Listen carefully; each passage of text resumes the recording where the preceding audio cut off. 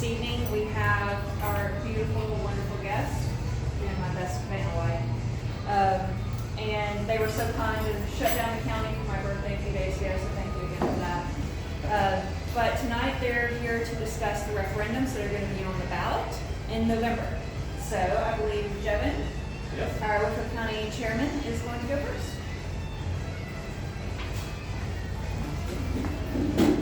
Slip around here and view. So I printed off a sample ballot. I know the newspaper typically has those as we get closer to the election. But I'm going to talk about the first ballot initiative, which is the constitutional amendment. So that is also known as House Bill 581. The bill is 27 pages long, so I didn't have enough paper to print it all out myself, but I did send it electronically to Shannon. Anybody who needs a copy of it, happy to email it to you if you want to read all 27 pages. The reason it's that long is because whenever they modify a bill, there's almost always there's existing text that doesn't change. So this is the bill that regulates all the property tax, property assessments. So as you can imagine, that's got 20, 40 years worth of law in it. And so what I did is I just went through and highlighted the sections that changed or that really had an impact on us here locally. But if you want to read the whole thing, just remember if it's underlined, that's new text that didn't exist prior to today. If it's strike through, that's old text that no longer applies. And then if it's just plain text as you're reading that law, okay, that's been in effect, it doesn't change, nothing is changing about that section. And that's why it gets to 27 pages. So a few things before we get to what everybody assumes this bill has, but there's a few other things it does that maybe you don't know. The first one is it requires the chief appraiser to reassess every property every 3 years, at least.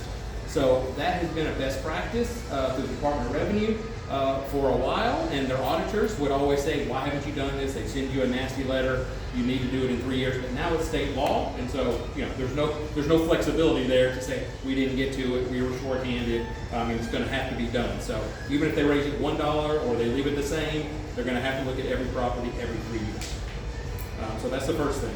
The second thing is that if you recall, every June or 1st of July, you get a notice on what your assessment is. But it prints off your estimated taxes for this year and compares that to what you paid last year in your actual taxes that were due. The problem is that is always wrong. So your government is lying to you in state law because the millage rate's not been set, your appeals haven't been heard. You can even do all kinds of other adjustments that may happen, new exemptions may apply. So that number is almost always wrong on almost every person's statement, as a matter of fact. It's not just wrong on some people, it's always wrong. And it says this is an estimate, it may change. But people would get mad and come to our meetings and say, why are my taxes going up? Wait a minute, we haven't even set the millage rate yet, and we can't set the millage rate till September. So there was always a discrepancy in what you were sent in July versus what your real bill was, which you don't get until November or December. So that has been removed, so you will not get that estimate. You will be very clearly shown what your assessed value is and what it was the prior year, but it will not try and guesstimate on what your taxes are because it was always wrong, to be perfectly honest. So that's a big change as far as on that one notice that you'll get next year in the summer. So the next thing to be concerned about is, or to notice, is that if you change your property, a lot of people realize this bill is about freezing your assessment or keeping your assessment to the inflation guide, which we'll get into that in just a second. But if your property changes, like you add an addition, all bets are off. If you change your property, it now has 1,000 extra square feet, or you bought a lot next to you and expanded into it, put a garage over there. Any kind of change that you do on purpose to your personal property, that's an improvement and is not subject to the cap that we're going to talk about here in just a second. So if it adds $50,000 because that's what you spend in remodeling and expansion, then your property is going to go up $50,000 for you. So keep in mind that. Also, if you have new property, so if there's a lot and you've been paying taxes on it and then you build a house, obviously that's an improvement. That is not subject to 3%. You don't get to have a $10,000 lot and get a 3% adjustment on it and you built a 2,000 square foot house on it and that's going to be your assessment. You're going to get assessed for that new house, just like you did an expansion on your current property. If you build a brand new house, we've got all these houses and new neighborhoods going up, all of those are new to the digest and are not subject to the cap either. So I want to be clear about that, and all that is also in the code. Let's see. The next thing is you'll automatically be enrolled. If you have homestead today, you're getting $20,000 in the case of Whitfield County exemption already. And how this will work is that $20,000 will go up. The longer you live in your property, that $20,000 will continue to go up until you sell it based on what the market value is. So it's offsetting that increase, and that's where we get into the cap of inflation, or roughly 3%, is because your homestead will continue to increase. As soon as you sell that property, the person that bought it is going to have to pay the new price. Whatever they sold their house for, they're going to have to be pay the new price again. So it's not frozen forever, just as long as you own that property, which again, we have people that have lived in their house for 30 years, 40 years. They're going to have that same steady rate for their property taxes, and their homestead will actually increase every year. So every person's going to have a slightly different homestead based on how long they've owned their house, if that makes sense. That's how they do the cap. It's called a floating homestead. So the $20,000 that y'all get today will start going up the longer that you live in that house to offset the value increase that you make here. So now we get into the commissioner, and I believe this means the tax commissioner. So that's Danny saying he will go out and look at the annual inflation rate, and they have a very specific way. It's a consumer price index from the Bureau of Labor Statistics. So it's a very standard way he can go out there and look and see what inflation was the prior year, and that is the cap for all of the residential homestead owners. Again, we're not talking about commercial, we're not talking about multifamily, or if you have a rental house, that doesn't count. We're talking about homestead owners because this is a floating homestead that will go up 3% or up to whatever the inflation rate is for last year, based on the Bureau of Labor Statistics. Let's see. The other piece is that, again, you see this on the ballot. All this has already been signed and approved by the legislature, which normally would mean it would take effect, but they added an additional step to make this a constitutional amendment, so it can't be just voted out in a year or 2 years. It would have to go back to the voters, because the voters have to remove anything from the Constitution. So I assume that's why they put it on the ballot, and under not just a ballot initiative, but a constitutional amendment. Like if we were trying to do a 28th or 29th amendment to our U.S. Constitution, we're amending the Georgia Constitution to have this floating homestead capped at inflation. And so it can't be pulled off just next year if somebody changes their mind in Atlanta and wants to get 50% of the vote to pull it off. So that's good. There is an option for tax authorities, specifically schools, to opt out. And so they have to, just like they run their normal taxpayer meetings, they have to, starting February 1st, they can run an article in an advertisement in the newspaper, and it has very specific on how big the ad has to be. It has to be a large ad. It has to say, it has to be 7 days in advance. It has to tell you when the meeting is, and that taxing authority, in this case the schools, is intending to opt out of this floating homestead. So in the county, your taxes roughly are 62% go to the school board or to the education. They can opt out, and then they would not be frozen by the CPI. They could go up 10%, 20, 30%.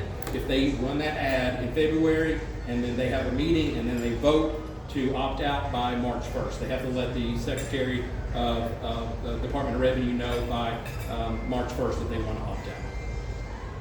So it is not frozen in stone as far as the taxing authorities, specifically the schools, are concerned. So I mentioned that 62% of your taxes is, depending on where you live, could vary slightly, goes to the schools. The other important piece is if you look at our digest, again, the part that we're freezing is only the residential. As I mentioned, you're not freezing improvement, you're not freezing new homes or apartments, you're not freezing any commercial or industrial values. They can go up unlimited. That doesn't apply to the CPI metric that the tax commission will go out.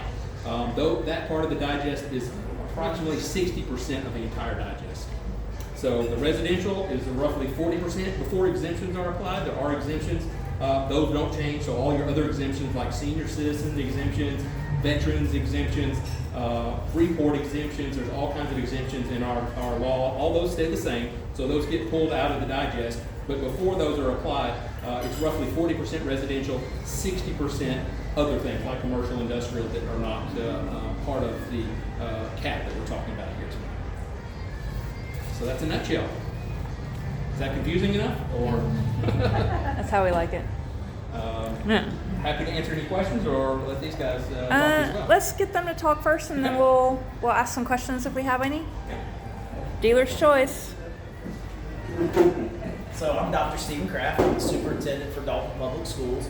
I think Mr. Jensen did a great job of explaining what the law is, and I think everybody's under the assumption that this will pass in November. And then the reality of this is then school districts have to make a decision on what is right for them. Because, our revenue, we get some revenue from the state, and then we get revenue from our property taxes. And that's where our revenue to run our school district comes from. And so for us, we have to decide what is the right approach for us, because 3% growth each year, or the CPI, that may be adequate in some years. Other years it may not. I think the problem that we have to decide, and what we're working through, is if this passes, and me and several members of my board are going to attend a training in November geared around this and talking about what all the implications are of this law and what we're working through with this. And we're going to attend that training with open eyes and look at this and see what this means. But, it's something that we've got to look at, because right now in Whitfield County, as y'all know, we do not have a certified tax digest. And this has been a problem for us. And the reality of this is, right now, from what it sounds like, we probably will not have a corrected digest by the time we have to make our decision on this. So as Mr. Jensen said, we have to make a decision by, March 1st, whether we're opting in or we're opting out of this. And he explained it very well about what that process is. It's identical to basically our taxpayer bill of rights. When we go to set a millage rate, it's the same thing. We're going to advertise with what our decision is, and we're going to hear public comments, and we're going to make a decision based off of that. So, we've made no decisions on what this is and what we're going to do one way or the other. But right now, it's really difficult for us to make a decision on this without knowing what our correct tax digest is. And, I think we've had, this is the second time in 3 years that our tax digest has been questioned or thrown out in Whitfield County. And so that is something that, it's troublesome for us to try to make an informed decision without this. Now, hopefully that gets corrected and we'll be able to look at this. But, at the end of the day, what helps really add great value to property values is great school districts. And, we want Dalton Public Schools to be a fantastic school district. We want Whitfield County schools to be amazing. And, in order to do that, we have to have the funding to make sure that we can hire the best teachers, that we can attract them, that we can retain them. But most importantly, we can give our resources to our kids and make sure they're getting what they need every single day. One of the biggest issues that we're facing in Whitfield County is our literacy rates. And, it's not a secret. We have gone all in. There's a new unfunded mandate from our legislatures about what we need to do. And, we've embraced it wholly. We're not trying to minimally comply with this. We're going all in to do everything we can. We have hired new interventionists to work at each of our elementary schools and one of our middle schools. We've hired a director of literacy. And, we have to correct our literacy rate to help our future in this county and for our kids.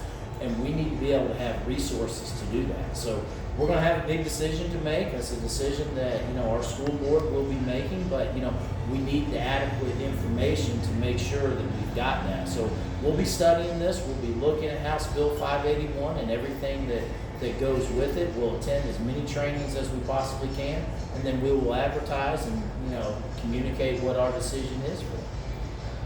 Any questions for me right now? Let's go ahead and hear from Okay. Dr. I'm Carrie Williams.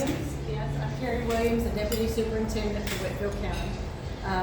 Dr. Uden, our superintendent, had a medical procedure today and was not able to attend, so I'm here in his spot. But I could not really add anything much to what Dr. Kraft has said. Our school board has met to discuss the situation with DSA. We are waiting for the digest to know where we are.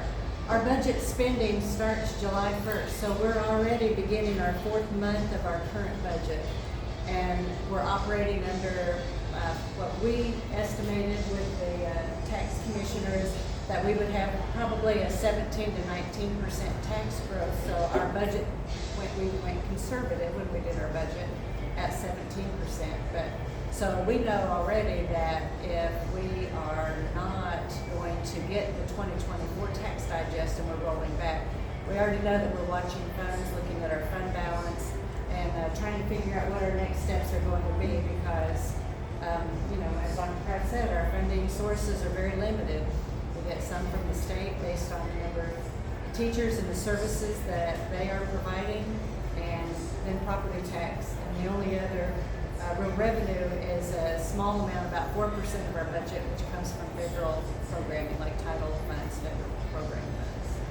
So we don't really know. We're waiting to see what happens so we can try to make a decision, try to go to workshops where we can be as educated as possible about the effects, looking at our budget and, just seeing where we go next. But we have met and talked regularly for the past several weeks to kind of figure out what this means for us. So, but our school board has not made any decisions yet, and they won't until after we've had longer to figure out what's going on. We really won't know until we have a finalized tax digest. That's the part that is an unknown for us right now. Okay. The tax bill is for 24, so we the same as 23. Don't know. The it goes to court on Monday. October 7th. October the 7th. So there will be a judge that's been appointed who's going to make the decision. What's on the table right now is reverting back to the 2023 tax digest plus 10% and giving the 4 taxing authorities, so Dalton Public Schools, Whitfield County Public Schools, Whitfield County, and then the city of Dalton, the ability to set their millage rate based off of that 2023 plus 10%. What happens if you bill them out that, but the actual rates come in less? Will it be a refund? I'm sorry, can you say that again? If the rates that you figured for 23 plus 10% is more than what the actual digest comes in at, what will happen with that difference between that? You'll get a refund. It's possible. Yeah, there will be a true up. The Board of Assessors will have to decide what they want to do with 24 digest versus 25. But there could be a true up. You're right. It's possible. We don't know. They won't get the money back. Judge has got to decide first. That's probably going to be your minimum bill. We're hopefully that will be your only bill, but that'll be your minimum bill. If it goes through like it is, you will either get a refund or you'll get a bill once the new assessments. Yeah, based on what the judge's rules, but yes, that's probably true. And the people in the audience were asking if the assessment is different, or if it ends up being different from the assessment, would they get a refund, or what was the other option? If the 10% is more than 10%, then you could possibly get a bill, but that's... Okay, you'll either get a bill or a refund. A bill or a refund. A bill or a refund. I just want to make sure that we got that on the video, so. Any other questions? Why does this happen? Why do we want to be a constitutional amendment? The House Bill 581. That way, a legislature, every year, a law can be changed or repealed. If it's a constitutional amendment, legislatures can change it all they want, but it doesn't go into effect until it's re-voted by every voter. So if they wanted to repeal it, they'd have to come back to the voters and say, this didn't work out, we want to take away this exemption, which is not going to pass likely. So that's why it can't be changed by the legislature every single year. It has to go in front of the voters to change it. Best thing that's ever happened to us. Yeah. That way, it can't be changed on the whim of whoever happens to be in office. Power, it is in Atlanta, right? Once it's a constitutional amendment, it requires a vote to change it. That makes sense? So this is also going to say that the assessment has to happen every 3 years? Yes. Has to. Every property has to be. Yeah, they can do a third, a third, a third. Yes, you can't go more than 3 years. That's right. Is that going to be a cost to the county to have to? They were supposed to be doing it already. So as far as the auditors and best practices, now it's just a law. So I wouldn't expect it to be a tremendous change. No, they still still are supposed to, they were already supposed to be doing it, but they weren't doing it on commercial because they didn't have the skills. It would prevent you from getting 100% increase on the home you're living in like we did this year. I know, I mean, it just doesn't make any sense. But some of these tax bills are crazy. I'm not. But you don't really, in most cases, you don't care that they reassess your property every 3 years because they can still only go up by the CPI. So maybe they say, well, your value is this, but the CPI is lower, so you're only gonna go up by the CPI. So you don't But it mind. went up so much this year, is that why we're having to take it to a judge? Yeah. And well, some people went way down for some unknown reason. What? Went up? Commercial properties went way down. Doesn't make any sense. 800 pieces of commercial property went down, some as much as $1 million. So it's going to the judge next week. That's right. And who argues the case to the judge? Our attorney, and they'll probably put me on the stand.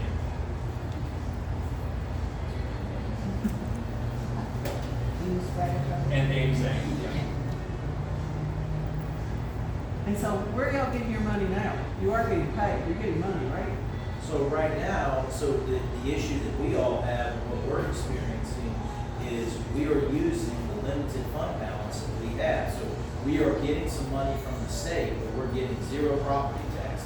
So what happens in a normal year, you use your fund balance just to float you during that time, and typically you get a big chunk of your property taxes in, December, January, and a little bit in February. So now the scary thing for the school districts is right now, like, we're gonna run out of money if we don't start getting our property taxes, because we don't have an unlimited fund balance. We're both districts are very conservative. We try not to collect any money that we don't need for operations. But the reality of it is, at some point, if we don't start getting our property tax money, then we will run out of money. And that is a major concern for us. It typically doesn't come in until December, but. Yeah. You don't get your money till December anyway, right? But we could be, we're running behind in the process. is what we're worried about. We're running way behind.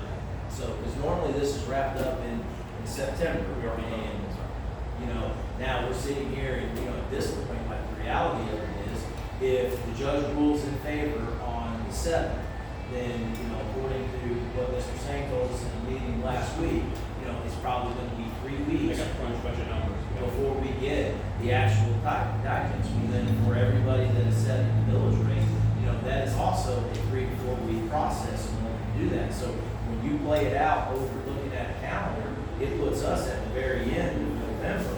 And then the reality of it is, like, when do they issue the tax bills? And will people have enough time to pay it in this calendar year? And so it puts us in a really tough situation with this, because we have to follow state law by doing our taxpayer bill of rights, and so it puts us in a tough situation. And for the county, we collect same time in December, but those are property taxes in arrears to January of this year. So we're always collecting to pay for services that we've already delivered, whether it be fire, police, et cetera. So that's it's the same situation. We do have fund balance as well. So we're not overly concerned that it's the same thing. We're collecting taxes for services we've already delivered as well. And see, the one difference that we face in school districts is our fiscal year is very different from theirs. They're on the calendar year, where our fiscal year starts July 1. So as Dr. Williams said, we are now in our 4th month of our current budget. And, we were told by the tax assessors, and we think this is what the digest is going to be for this year. We have to have our budget finalized and in place in June. And so when they change the game on us, that puts us in a really tough situation, because, at one point, the discussion was the property values in Whitfield County are 42% undervalued, somewhere around in there. And they were going to do half this year, half next year. So they started saying, well, it's going to be 22% increase. And then they dropped it down to 19%. So we budgeted accordingly for that. And then all of a sudden, here comes the tax digest.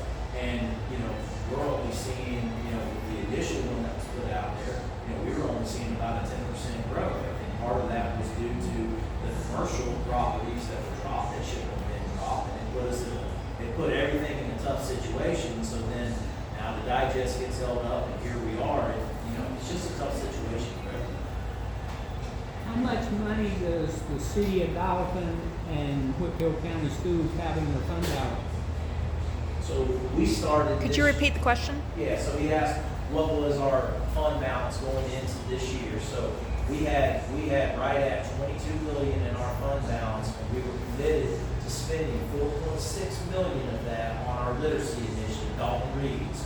And, because like I said earlier, we didn't want to minimally comply with the state law. And so we budgeted accordingly with a commitment to do that. And then this potentially puts us in a situation where we could lose another $3 or $4 billion, and that puts our fund balance dangerously low because we have to have that money to float us until we start getting our property taxes. And my biggest concern is this is the second time in 3 years that the tax digest has been held up. And it concerns me if I don't have at least 15%, which is the recommended amount to be compliant, to be fiscally responsible. If we don't have that 15% at least, that puts us in a tough situation because we all know things can happen with the economy. We may need that fund balance. And, but what scares me is if I don't recoup some of this and if I don't have the money in there, then the reality of it is this happens again next year. And I'm sitting here, I may not make it to December to get our property taxes because the longer we delay, it's a tougher situation. So, and that's just speaking for Dalton Public Schools. I don't know where Whitfield County is. Obviously we're two separate school districts. Where is Whitfield County? Kelly, can I have you speak to that? Kelly's our chief financial officer. How much of the fund balance do you have? Whitfield County Schools is at 25% of our expenditure budget, so our fund balance is at 40 million, where we ended at June 30, 2024, and that's about 3 months operating revenue for us to, again, offset any revenue that we do not have coming in or any unfunded mandates. So 25% of our budget is in fund balance. Yes, sir. Okay, let me tell y'all one more thing you seem to be worried about.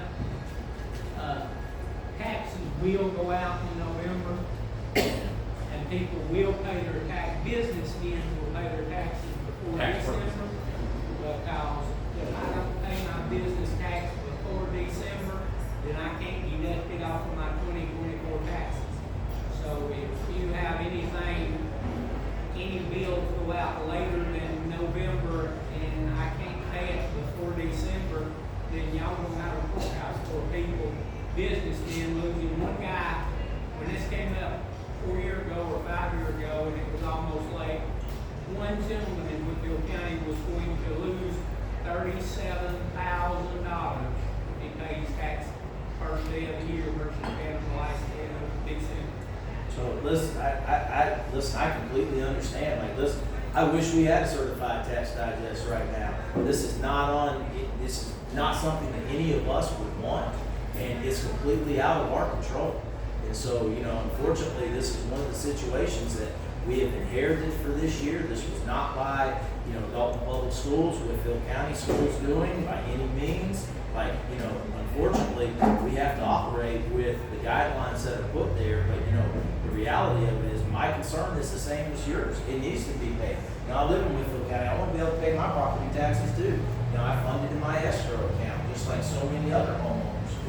And I think that really matters. And obviously I don't own a business in Whitfield County, but I would have that same concern. I think you're right. Businesses, like I said, they're going to pay December 31st at the latest, as long as they have a bill and they know what the amount is.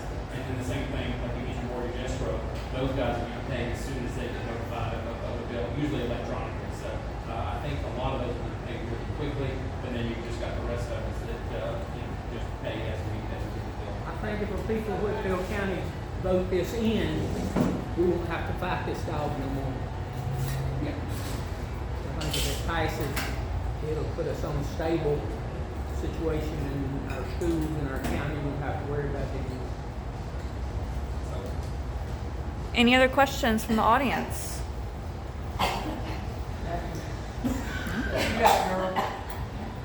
This question has already been answered, please forgive me. On the tax assessment ceiling, will that create, you think in the future, less money for the digest?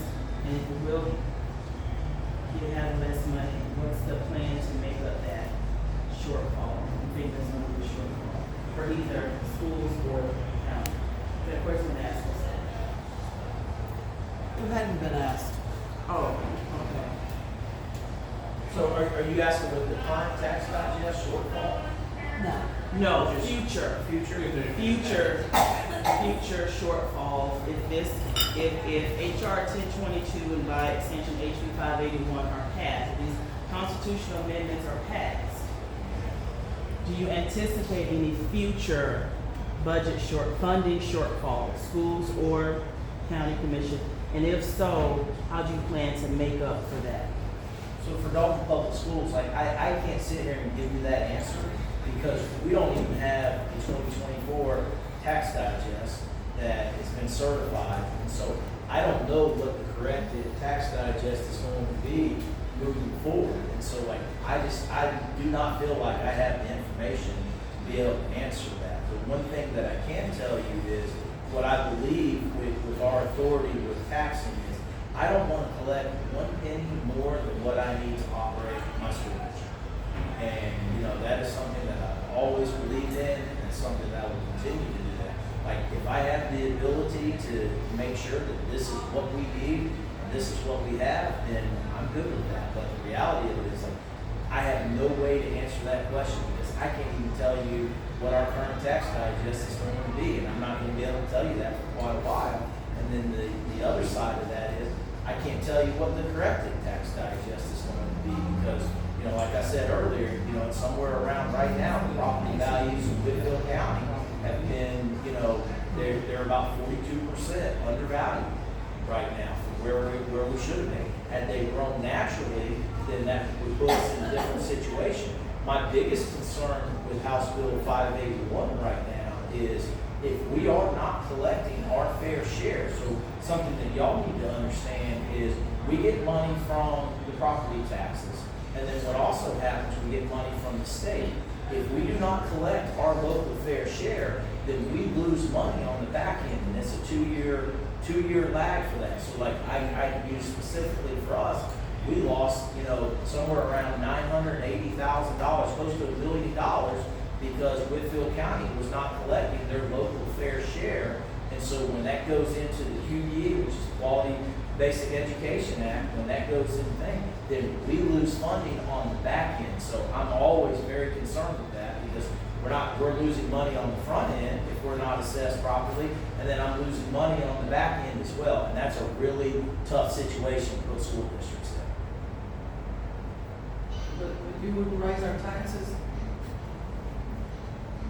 We would keep it balanced budget, how's that? Well, I don't know, it could be lots of different options, we would make every cut possible first. but it's possible for But the the schools to millage rate, raise the our taxes. millage rate could be in play. And, but like for Whitfield County Schools, our millage rate right now is 18.5, and we can only go up to 20.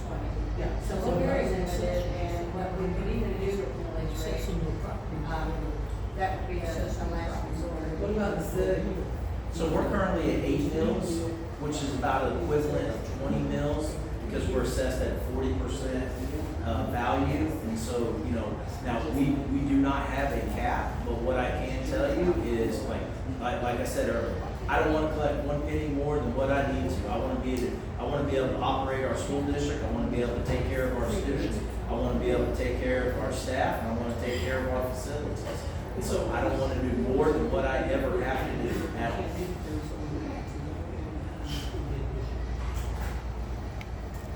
And Jackie, I mentioned earlier that I'm using 2023 because like you said, we don't know what 2024 is, but if you look at the 2023 digest, about 40% of the entire digest would be capped at that CPI. The rest of it, and including all the new growth, would not be counted. So we get hundreds of thousands of dollars worth of new taxes just on a new house that was built, a new apartment that was built, et cetera. And then all the commercial, all the industrial can go up 10, 20%. It's not capped at 3% or the CPI, whatever that number happens to be. So 60% of the digest is completely uncapped. So as far as Whitfield County is concerned, you know, we typically don't even need 3% of the whole digest, but part of it's unlimited. So we would either decide to roll back or not. But I think there's plenty of money as far as the commissions are concerned, because so much of the digest is commercial, which is a real blessing. If we're in Murray County, you know, 90% residential, that'd be kind of a tough pill to swallow if I was in school. But we don't have that problem. We're very blessed in Whitfield County. Okay, thank you. Any other questions? All right. All right. Thank you guys so much for being here. We really appreciate it. That was informative. I learned some stuff. So just a reminder to everybody. Your deadline to request an absentee ballot is October 25th. Your early in-person voting begins October 15th, and voter registration deadline is October 7th. So if you're not registered to vote, that's creeping up on us real fast. Make sure you get registered now. You can go, you can Google My Voter page, and it'll bring you right to the Georgia Secretary of State, where you can register to vote. You can change your address. You can look at what districts you're voting in. You can look to see what precinct you're voting in. And the general election is November 5th. So make sure you get out and vote, because none of this really matters if you don't really get out and vote, right? So thanks for listening in. Did you announce the candidate forum on October 8th? Yes, thank you. Candidate forum for League of Women Voters. We're going to have the sheriff's candidates here. We're going to have District 6 for Georgia representatives, and then also our Whitfield County coroners. That will be at 6 p.m. on October 8th at the Matt Gaston Center. So join us there, and we'll see you soon. Thanks.